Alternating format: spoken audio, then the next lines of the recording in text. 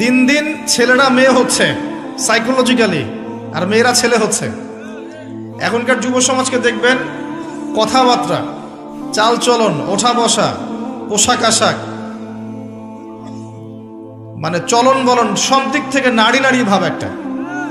গলার ভয়েস, কথা বলার স্টাইল, পোশাক আশাক, অঙ্গভঙ্গি, রুচিবোধ সব দেখবেন মেয়েদের মতো হয়ে গেছে। পুরুষের সেই গায়রত, শৌর্যবীর্য, ব্যক্তিত্ব, গলার ভয়েস কিছুই নাই, দেখবেন খেয়াল করে। জাহান্নামীরা মায়ের খেতে খেতে ক্ষুধার চোটে ওই জাক্কুম খাওয়া শুরু করবে, কিন্তু চাবাতে পারে না, গিলতে পারে না। কাঁটাযুক্ত জাক্কুম খাবার যখন জাহান্নামীদের গলার মধ্যে চলে আসবে, গিলতেও পারে না, ফেলতেও, চাপ দিয়ে গিলতে পারে না, আবার ফেলতেও পারে না। তখন চিৎকার দিয়ে বলবে, একটা ফোঁটা পানি দাও। জান্নাতীদের জন্য কয় ধরনের পানীয় ছিল?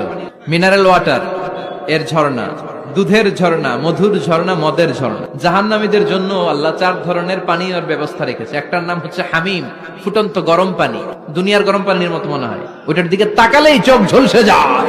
2 নম্বরে হলো গাসাক, মানে দুর্গন্ধযুক্ত বমি। বমি চিনেন? মানুষের পেট খারাপ হলে উদর থেকে যেটা বের হয়ে আসে ওটার কি বলে? বমি। 1 নম্বরে গরম পানি, 2 নম্বরে দুর্গন্ধযুক্ত বমি, 3 নম্বরে রক্ত আর পুষ, 4 নম্বরে হচ্ছে পোড়া তেল। শাসক বর্গ আমরা তাদের কল্যাণকামী, আল্লাহ তাদের দ্বারা দেশ, জাতি এবং ইসলামের কল্যাণে ভূমিকা পালন করান। তাদেরকে বেশি বেশি ভালো কাজ করার তৌফিক দান করুন। ভুল ত্রুটি থেকে আল্লাহ পাক রব্বুল আলামিন কুদরতের মাধ্যমে তাদেরকে হেফাজত করুন।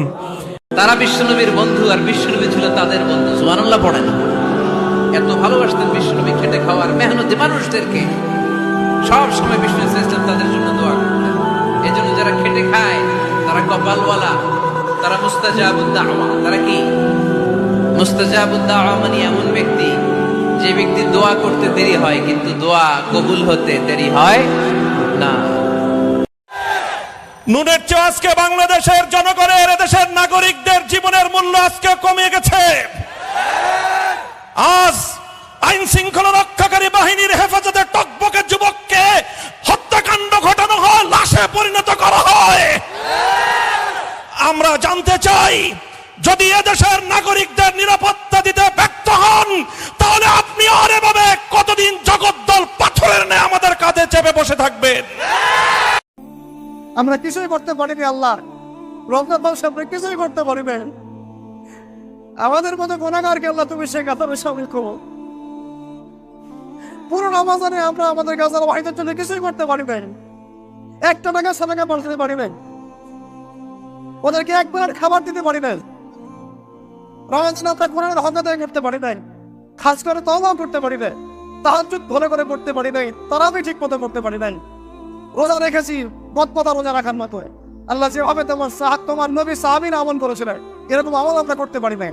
তাও তোমার ক্ষমা, তোমার দয়া, তোমার রহমতে আজকে আমাদেরকে ক্ষমা করো।